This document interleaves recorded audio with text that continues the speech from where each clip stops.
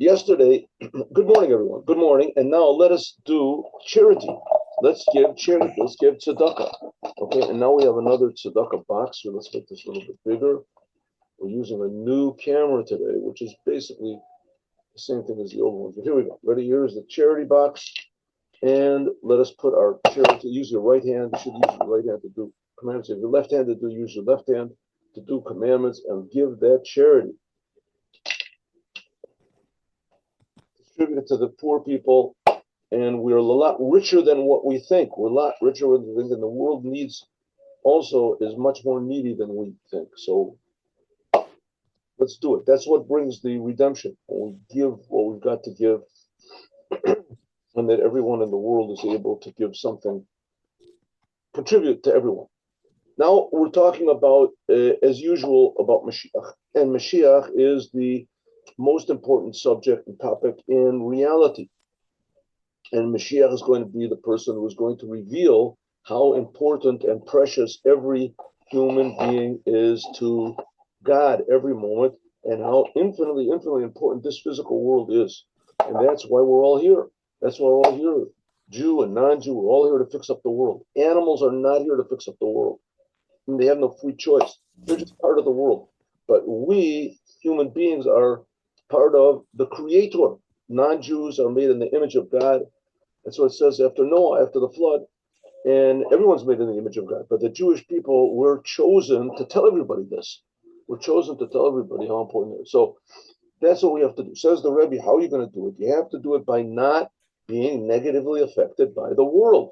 We are here to improve the world, to fix up the world, and not to surrender or be, intimidated or lured or tricked or enticed by the world. By the world. There's always these stories about, the women, what is Mata Hari, and these people that come and they lure officials in the government, important people, to do all sorts of not nice things in order to divert them from their true purpose. Well, that's what the world does to us. It tries to divert us from our true purpose in the world, sometimes by means of, being our worst enemy, and sometimes by pretending to be our best friend, and etc. And both of them are false. The world is not our enemy. The world is not our enemy. The world is potentially waiting for us to fix it up. That's what it's waiting for. And if we don't do our job, so then it appears to be our enemy. How do you say, little children before they go to bed? So there's a boogeyman in the corner of the world. The world is not so much of a boogeyman if we know what to do, right? If we know how to treat the world, then it's not. So there's a lot less fear. I mean, there's no fear at all. Unnecessary fear. So here we see the example. The example is Yehuda. The example is Yehuda. And later on in the history of Judaism, between the first and the second temples, we have another example is Mordechai. And both of them were not at all affected negatively by the world, but their whole goal was to, yes, affect positively the world. And both of them succeeded by means of their fortitude and strength of character and faith in the Creator of the universe. As King David was another one. King David had it even worse, because King David, in some ways, everybody, even his own, his family, everybody hated him. So King David would say that Hashem li lo ira, God is with me, I will not fear. Ma yaseh li adam, what can people do to me if I am really with God? But you have to notice that they were not talking about going to heaven. They were not. That's a diversion. Heaven is a diversion from your task. It's a diversion from your task. It's like I'd say the enticing woman, or whatever you want to call it, that tries to divert the the hero from his true task. What they have over there in the Iliad and the Odyssey, over there they have the hydras or whatever it is. Right, the hero is trying to get to his goal, and you have all these. Okay. That's just fables, but here we're talking about reality, me and you in the world. Okay, so what are we supposed to do? Said the Rebbe's now talking to Jews. The Rebbe's talking to Jews. We have to think about Mashiach. We have to try everything we can to do Mashiach. We have to be positive in the world. Be positive in the world. Says the Rebbe, not only be positive in the world, but also to be positive with the world.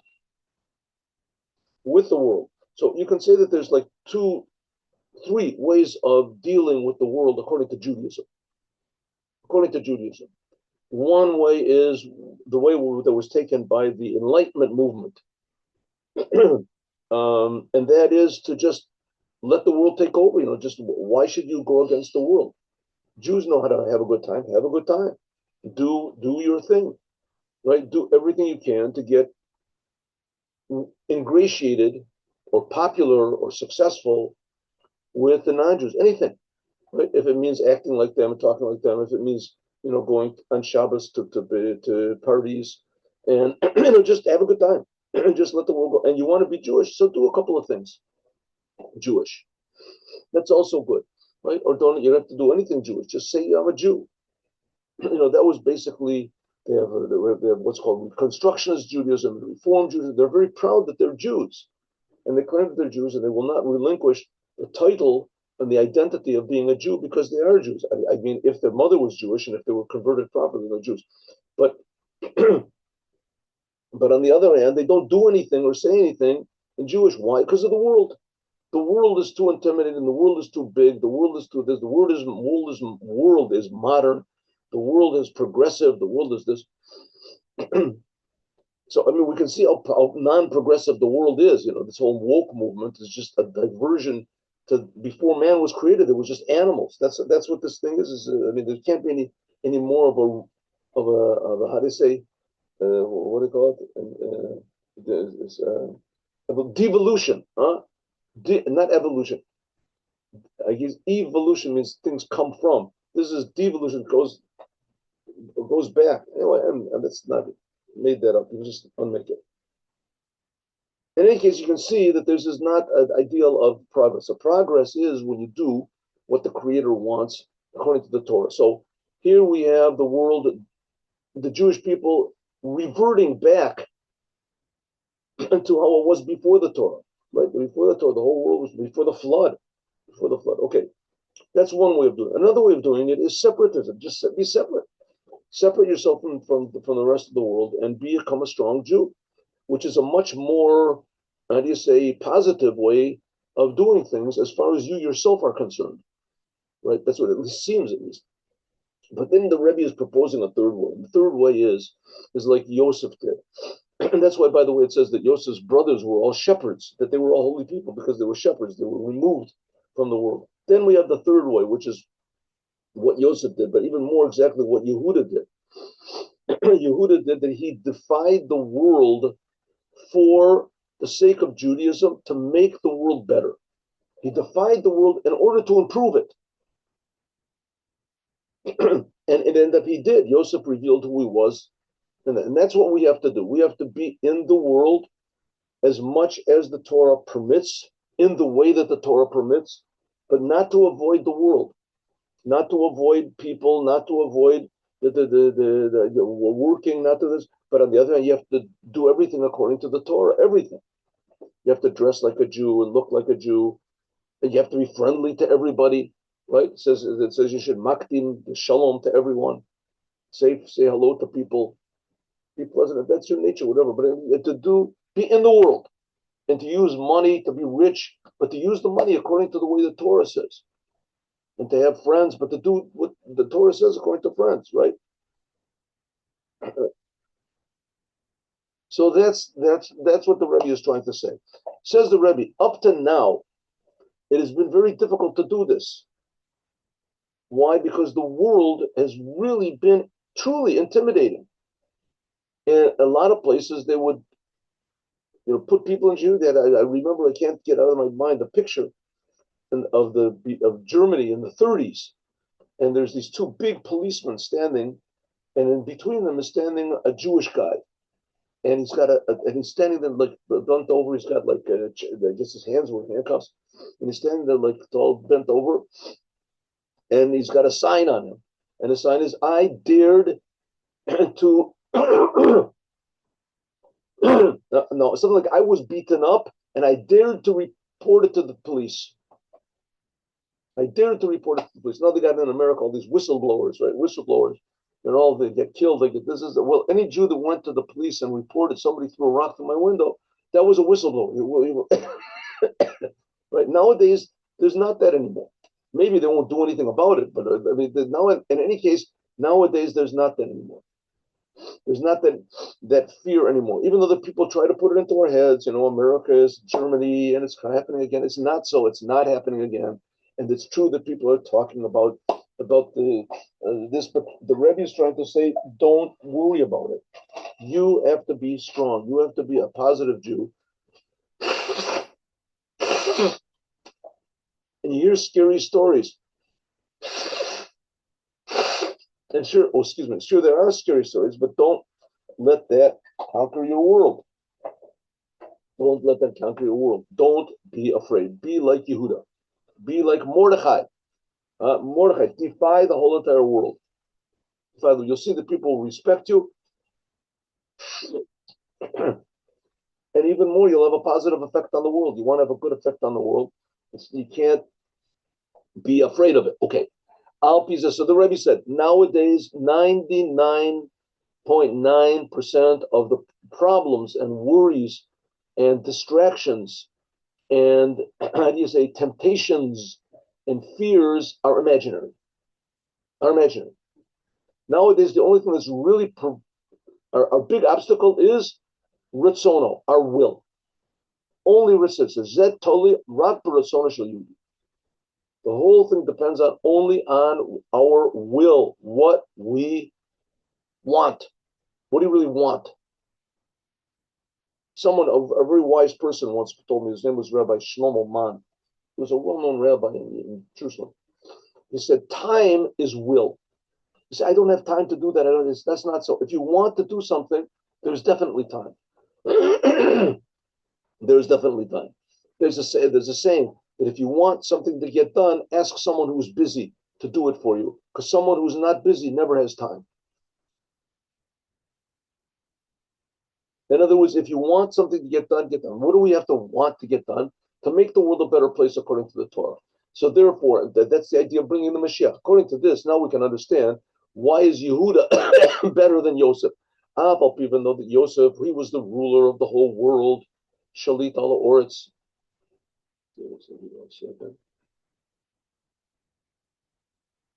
Even though that Yosef, he ruled the whole world, Shazam more, this indicates the fact that a Jew is the Balabayas, he is really the master over the world, and on the non-Jews that are around him. Harry, why are we masters of everybody? Because we have something to contribute. We have truth. We have truth. Don't be, and you say, stingy. You have truth. Say what the truth is. Right? Say it in a nice way, say it in a kind way, say it in a proper way, say it in the right language. But still, we have what is the truth? That God loves everybody. God is the creator, and that the Torah is the truth. Okay, why is that's like Yehuda? Be like Yehuda and not like Yosef, even though that Yosef was the success story. You never had in the history of the world a success story like Yosef. Never. There's never been any human being that has tasted success like Yosef tasted success. He was a prisoner, life sentence in Egyptian prison. Nobody knew about him. His brothers hated him. And all of a sudden, he became the ruler of the whole entire world. And no one opposed him. There's never been anything like that. Alexander the Great, who knows, all these people conquered the world, they had opposition. Yosef had absolutely no opposition whatsoever. And he didn't do it through killing or through any trickery or political movements or anything like that. The ultimate success story was Yosef. Nevertheless, the Rebbe is saying, Yehuda is better. Our goal, not the goal, what's it? Our hero should be Yehuda. Okay, number one, why? Because Yosef wasn't so great. Yosef, he was made ruler by means of Paro. If so, he was only king by virtue of the real king. He was the viceroy. How does it? The vice ruler of the world, the vice emperor. If de facto he ruled the whole world, Yosef. But any moment that the king could wake up in the morning and say, you know what, take him off the throne, he would be off the throne. Number two, in other words, the true loyalty of the people was really to Paro. But Paro declared that your loyalty has to be to Yosef, but it was a secondary loyalty. It wasn't a true loyalty to Yosef, even though he's ruling the whole world. Number two, even after Yosef was appointed to be king,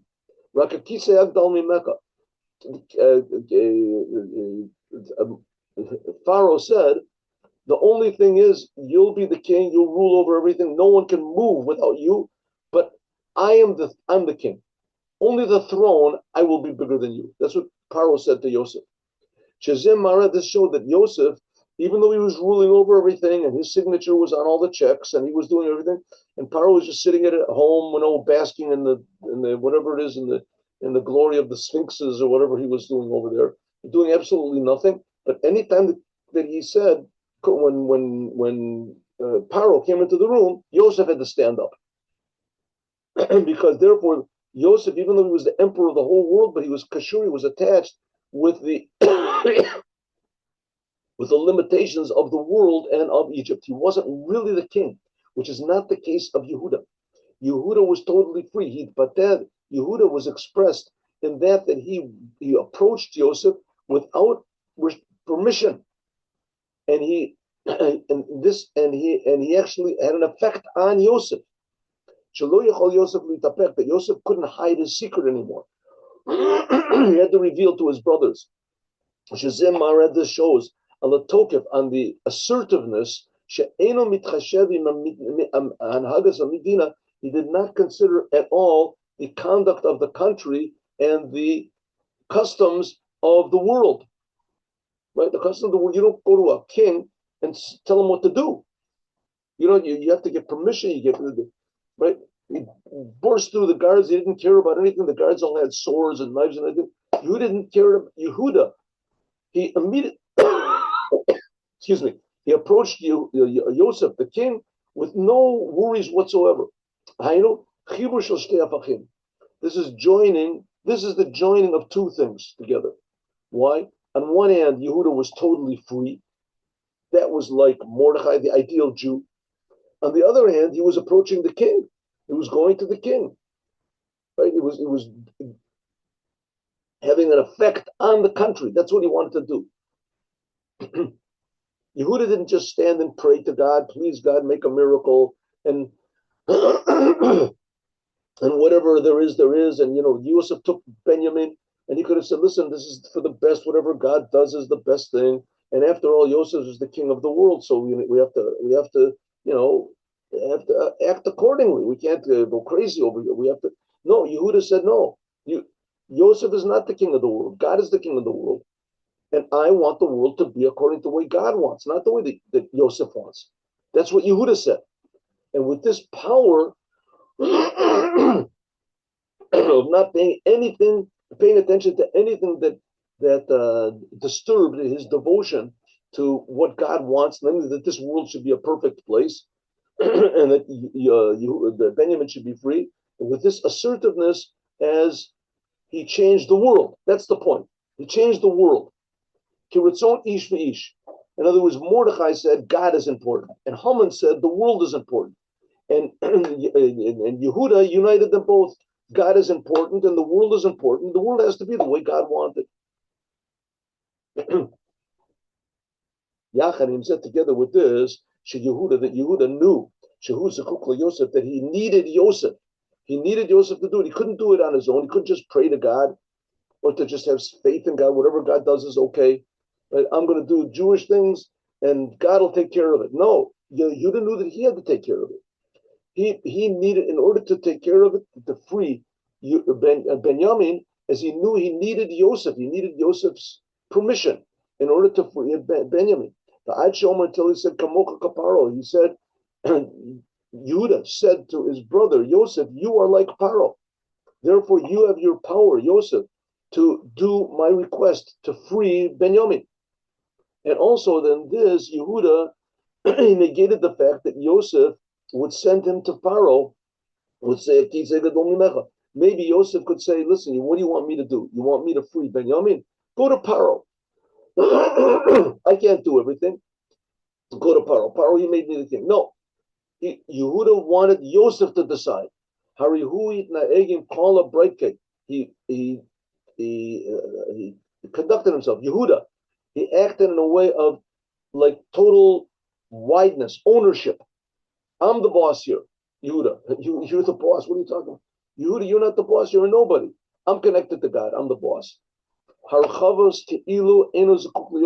As though he did not need Yosef. But Yigash love Yehuda with Tokef. He came to Yehuda and he said, listen, Yosef, you're the king of the world, right? He said, you're not the king of the world. God is the king of the world. Either you release Binyamin or God will do it. But I want you to do it. It's sort of like the story with the Alter Rebbe, the first Rebbe of Chabad. When he was imprisoned, they would take him every night for interrogation or whatever the interrogation. They would take him over this river and in a rowboat. And on one of the nights, he noticed that there was a full moon, and there was a moon. I'm sorry, outside, and that he had not said the blessing over the moon. But you have to make it standing up, and he couldn't stand up when the boat was moving. So he asked the rower, who was one of the soldiers, to stop the boat. The soldier just laughed at him. You're the prisoner. And so he said something. He made the boat stop. Made the boat stop, and the person who was rowing it saw the boat wasn't moving, and he said, "Now, I'll make the boat move again, but I want you to stop it." And so he did. He made the boat move. He let the boat move again, and then he said to the rower, "Okay, I want you to stop it." And then he stopped it. He stopped the boat from. Now the person who was rowing the boat, he saw that the Alter Rebbe was controlling the situation. He made the boat stop, but the Alter Rebbe wanted him to join with it. He wanted it to be the world to be changed. That's the idea, and that's what Yehuda did over here. Yehuda went up to Yosef, and he didn't know Yosef was his brother. He thought that he was really the king, and he said, "I want you to be the one that releases Benjamin. I represent God, the King of the universe. He can do anything he wants to, but what does he want? That you should decide on your own. That's Yehuda. That's the job of the Jews." Is to get the non-Jews to decide on their own to serve the creator of the universe. Make this world a better place. Stop thinking about heaven all the time.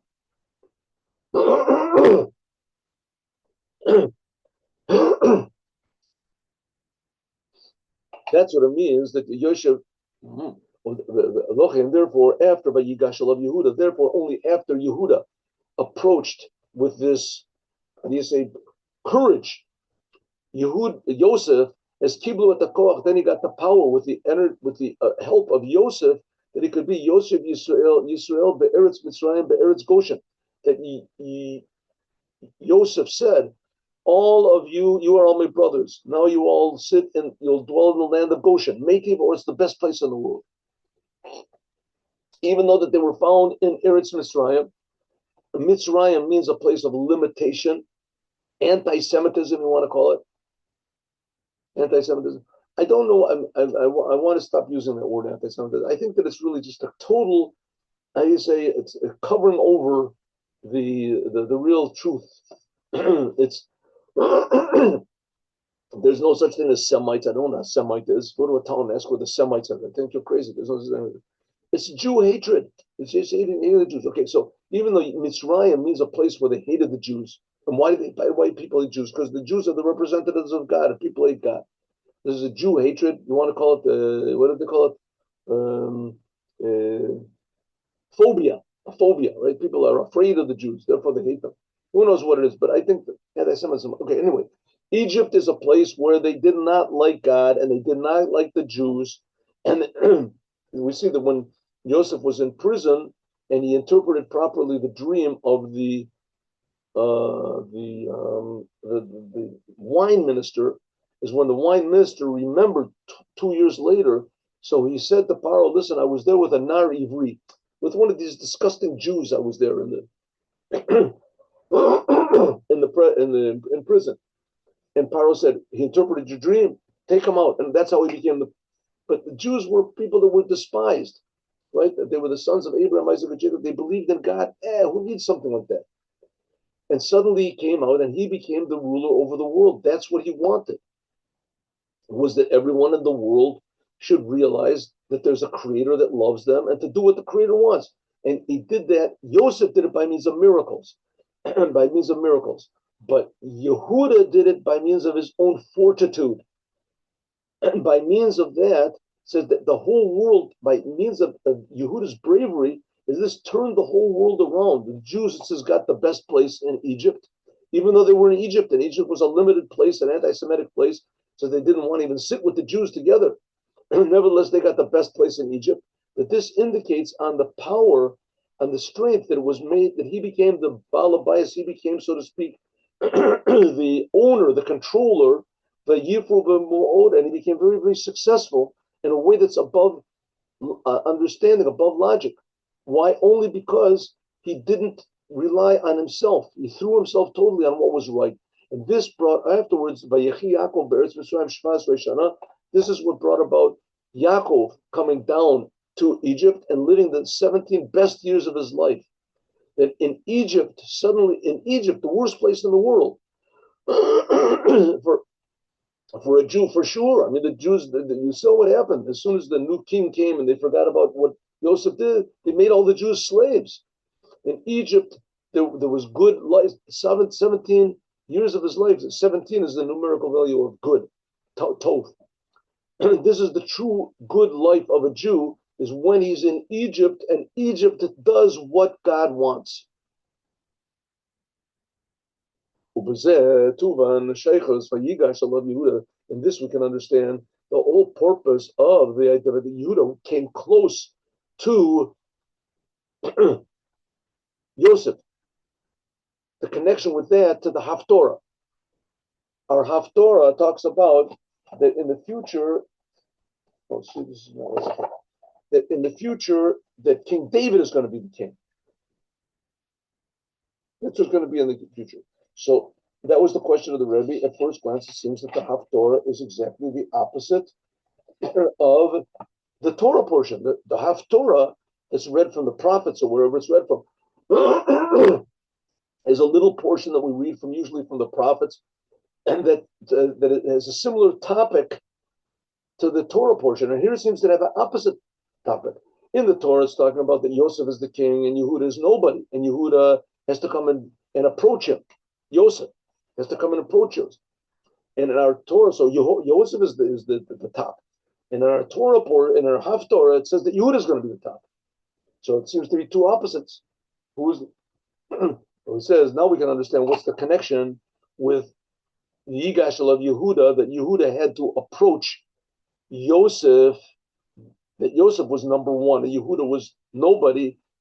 Number two, the Haftorah where King David, who's going to be Yehuda, he's going to be number one, and Yosef is going to be number two. Why?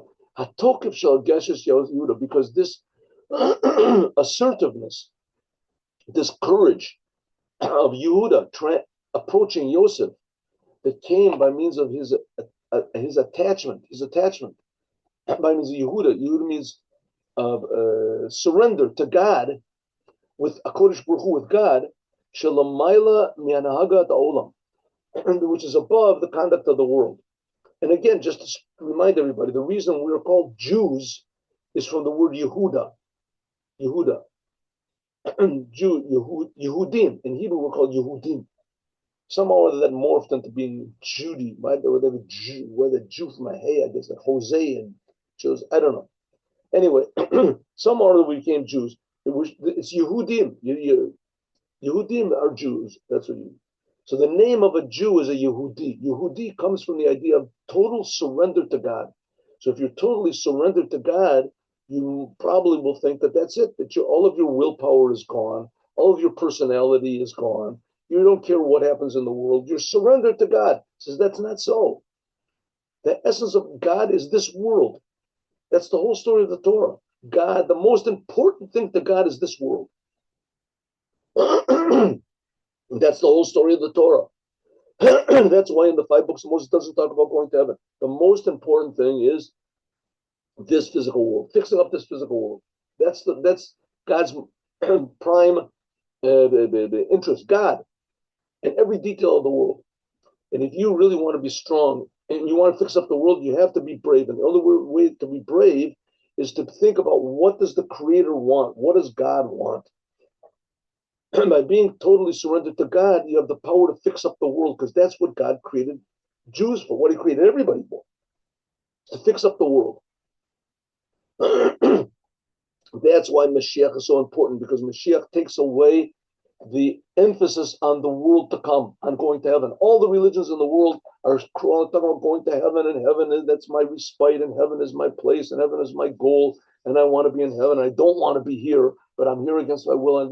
And Judaism says, you do want to be here. This is the best place. This is infinitely better than heaven. That's what Mashiach does. That's why Mashiach is going to come from Yehuda, because Yehuda is totally surrendered to God. And what does God want? That we should improve this world. So therefore, Yehuda, therefore, this, how do you say, assertiveness of Yehuda. You should know that, for instance, in Chabad, when they started making these big menorahs all over the place, so all the other Jewish movements, especially the Reform and this, they went berserk. They said there's going to be another Holocaust. You're drawing attention to us. We want to keep quiet. We want to be like, we're just beginning to get along with everybody, and now you make these big. No, and they took Chabad to court, and and it ended up that now they're doing it. Everyone's doing it, right? Not only was it not bad, it came out to be wonderful. It came out to be good. It came to be, in a way, the only thing that saved everybody. People respect someone who respects himself. This is a preparation. Therefore, that's Yehuda. Yehuda is a preparation which gives the power to bring the future redemption to the whole entire world. Sha'az, then, Yitkaleh will be revealed in the ultimate completion in the whole entire world, the power of David, King David from Yehuda. David Avdi Nasi Lahem La'olam. And King David will be the ruler for them forever.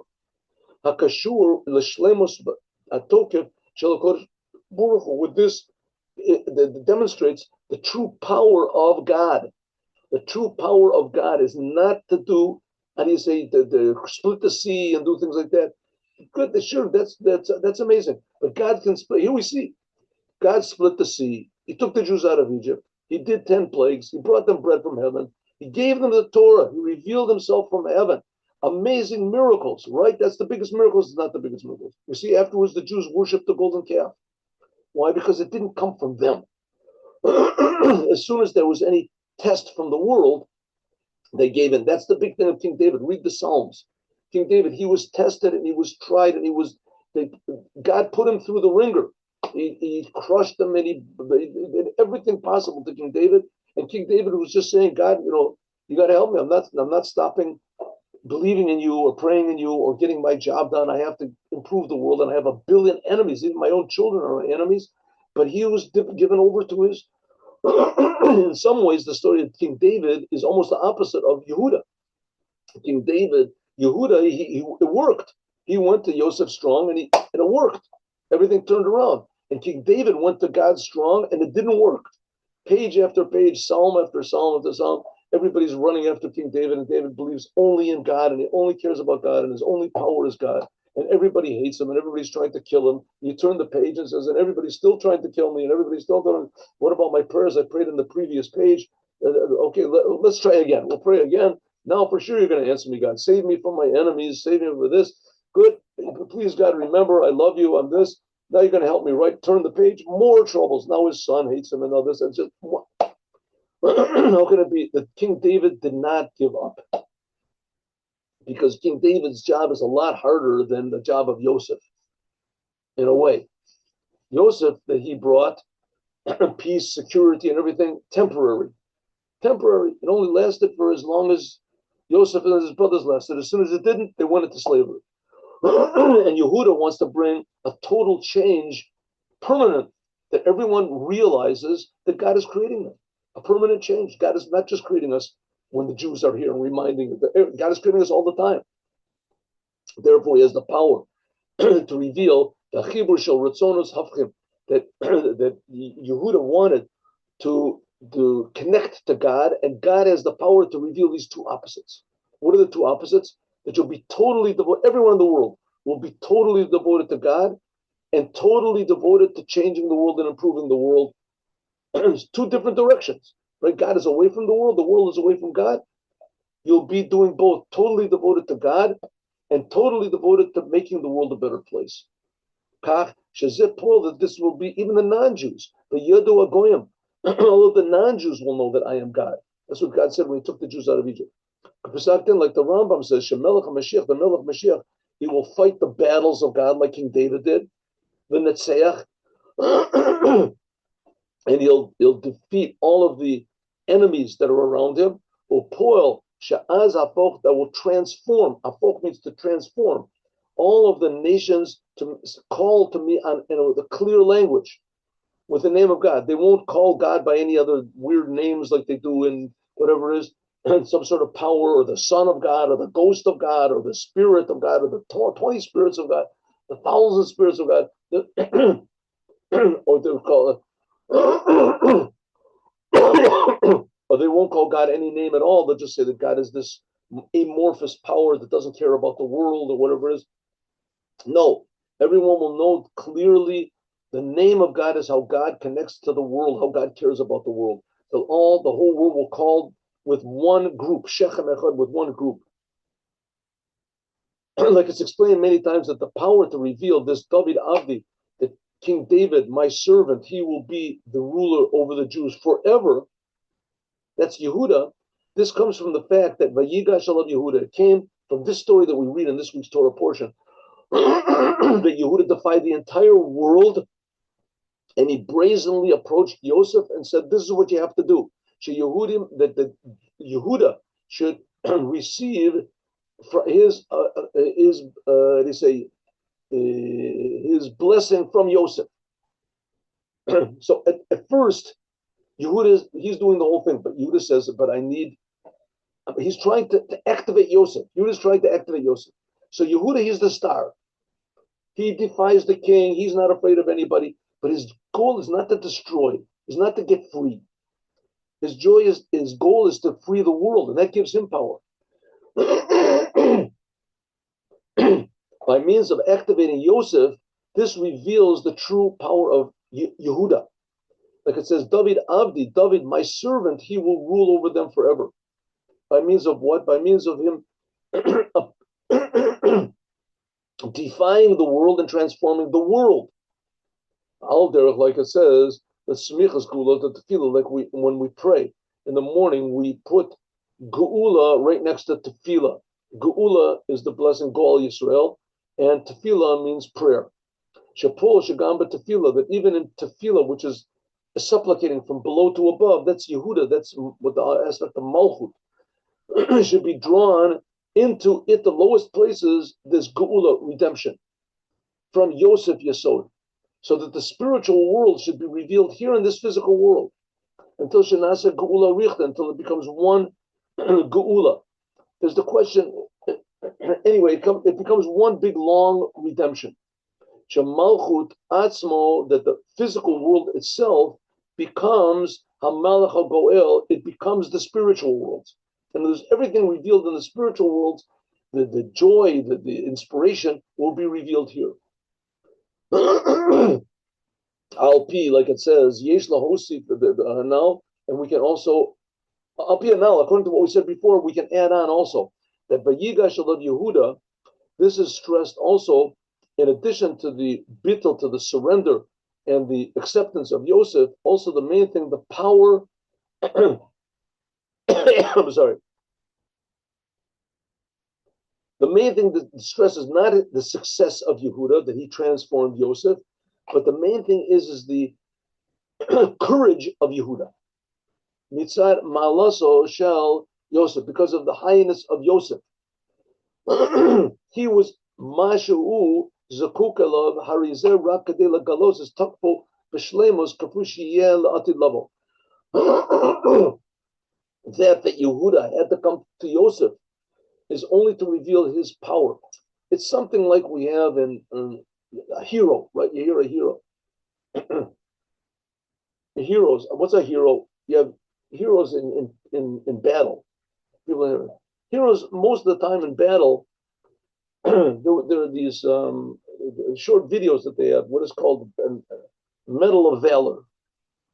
They're 5 minutes, 6 minutes. It talks about these different soldiers that received the Medal of Honor in America, in the Army, in the Navy, in the military, in World War II, in World War, these are the ones that are alive. In the Korean War, and this, amazing things that they did, how they stood and they got shot many times, but they saved their this, and they wiped out this, and they wiped out that, and they wiped out the enemy. They stood one person against 100, against 1,000. All of these were usually normal, regular people. They weren't people that came from the planet Krypton or something like that, and they had superhuman powers. They were normal people, but they were put into a situation that demanded somehow or other that they go above themselves, that they not act in a normal way, that they ignore danger. Not only that they ignore danger, but also that they should do all these things in order to fix the situation up, in order to fix up the situation. So that's called a hero. It's the same thing with Yosef. The power of Yosef, the strength, the courage, the inner fortitude of Yosef, which is the inner fortitude of every Jew, that came from Yehuda. It came from Yosef, because Yosef was the king of the world, and he had ultimate power, and Yehuda had to oppose him, which was impossible. So Yehuda had to summon powers which were superhuman in order to do it. He had to become a hero. The Rebbe's tried to tell us that everyone can become a hero. Everyone has it inside of them. Everyone. And our opposition is ourselves. Our own worries and our own doubts and our own lusts and our own fears and our own, how do you say, the inferiority complexes. That becomes our enemy. What is the goal? The goal is to transform the world according to the Torah, according to what God wants. According to this, now we can understand Vayigash Yehuda, especially in our generation and our life that we're living now. Now we are immediately before the true redemption, without looking, notwithstanding on the power. Let's see how this is. Oh, we're going to get this. We're going to do this. I don't know. We'll see. All right. Let's see. All right. Without, notwithstanding on the on the power, the bravery, and the courage of Yehuda, and now in his time, Bismano, in his time, and the bravery and the assertiveness of Mordechai in his time, and of the tzaddikim and the Jews in all of the previous generations. Yehu b'kol dorot hagbalot michutz. All the other generations had problems from the outside. The non-Jews, their decrees on the Jewish people. God forbid, in Russia, terrible pogroms and things like that. In Germany, we don't know what to talk about. They didn't always permit the Jewish people, allow the Jewish people to act in a way of wideness, do what they wanted, which is not the case our generation. Our generation can see that the world is not opposing us. There are no confusions like anywhere near in the past. That the world is allowing the Jewish people to do what they want. Therefore, it doesn't depend except on the will of the Jewish people, that they should take possession and they should act in a way, in many places, with a wideness. Here you see, the best example of the Chabad houses. The Rebbe said that we should make Chabad houses in these places where no one would dream of going. Who would dream of going there, right? Obviously in countries that were even, they have Tajikistan and these Muslim countries and things like that, and there's no problem. Everybody respects them. Everyone respects them. Once in a while, that stands up on some maniac, right, that does that, but that's everywhere, not against the Jews, against everybody, right? But the main thing is not to be afraid, not to be ridiculous, but on the other hand, not to be afraid, to make big Hanukkah menorahs, to advertise the fact that we are Jews, this is a Jewish center. Okay, you want to do, you can put a guard in front of the place, right? And there's no problem. So the drunks don't come in, the weirdos don't come in. But every place has that. Banks have it. Everyone has it, right? So you're not going to open up a bank just because there's robbers around. So put one guard there. The same thing, the Chabad house. The Chabad house is to spread out Judaism, to change the world. That's the thing of the Rebbe. That whether we're talking about in America, which is called the rulership of kindness, that allows the Jewish people, according to, but everyone in the world is the same thing. There's big Chabad houses now in Germany and all these worst, terrible places. There are some places where the Rebbe said that we shouldn't go, not because of the danger there. Okay, the Rebbe said, for instance, in Poland, there's no place to make a Chabad house in Poland. We come many countries in the world, and the last years in the world, we see how it is that that all the countries that were previously all sorts of limits and against Judaism, Russia especially, all of a sudden they're open. Right, in Russia, there would be a Jew, an open Jew, and now we have the biggest, one of the biggest Chabad houses in the world, right opposite the KGB buildings in Moscow. Not only that the Jewish people are free to do whatever they want, but even more that the that the countries of the world actually help the Jews.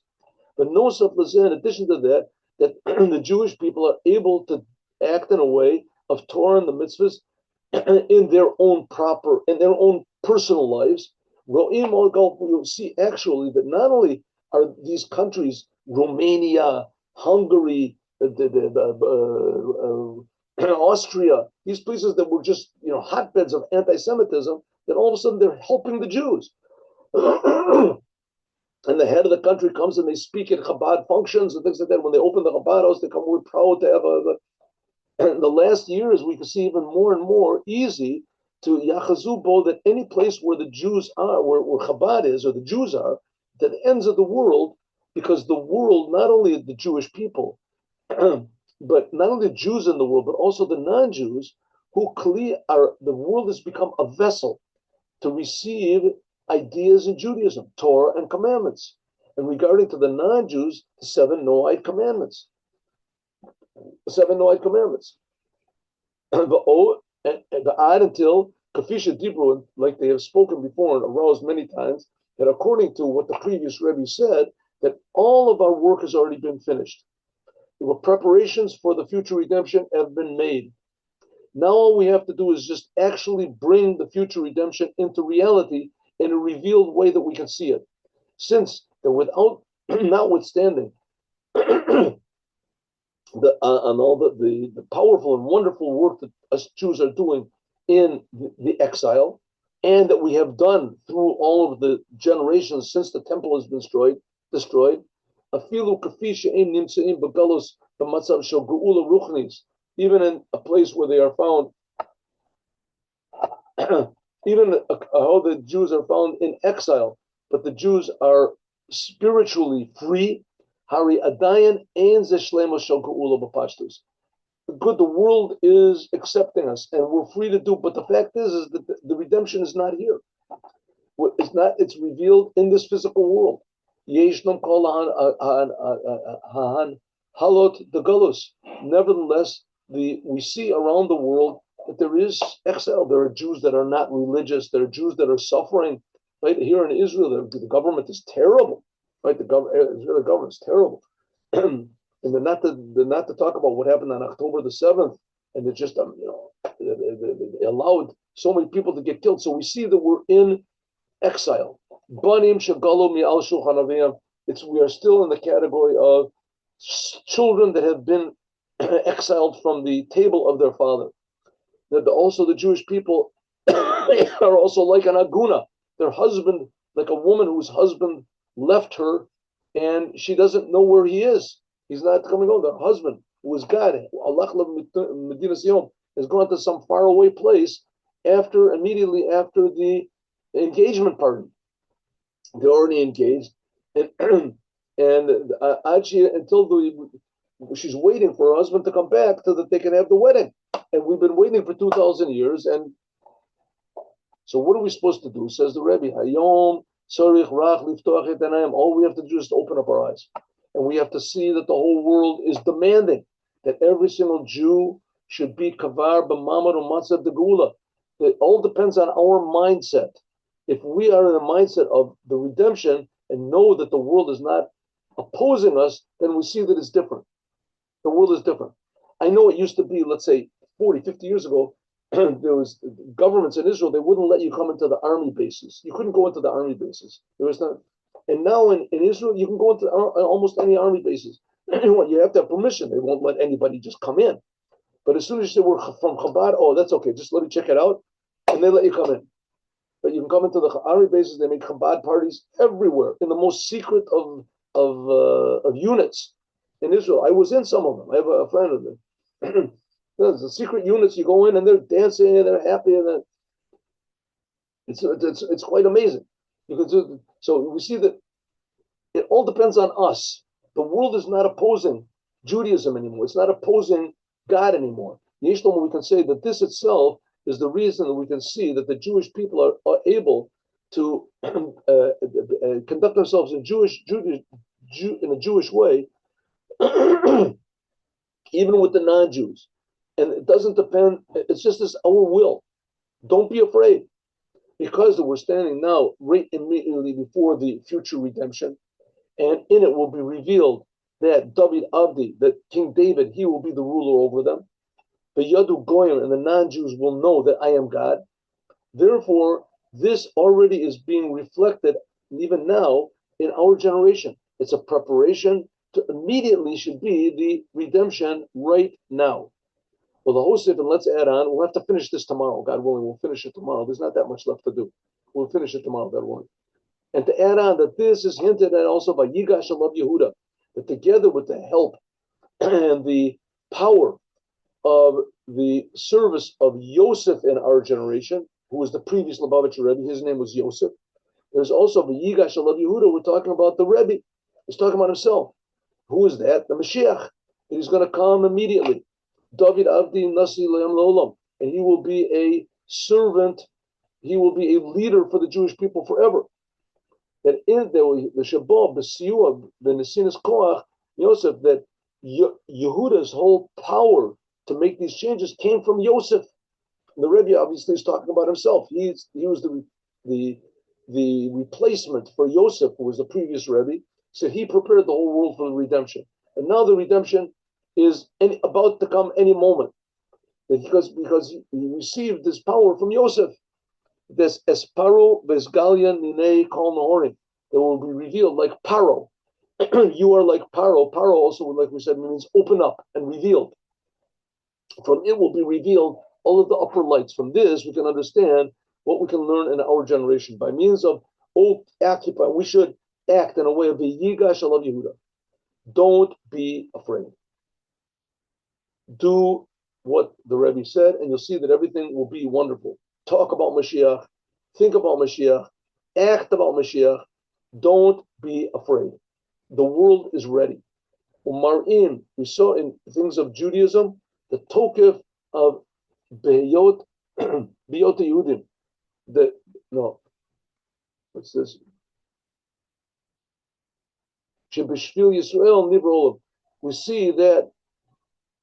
Oh, I'm sorry. It's mixed stuff. Balabatiot. Biyot Yudi. We'll see. Behabal habatiot. In how we are the owners of the place because we're a Jew.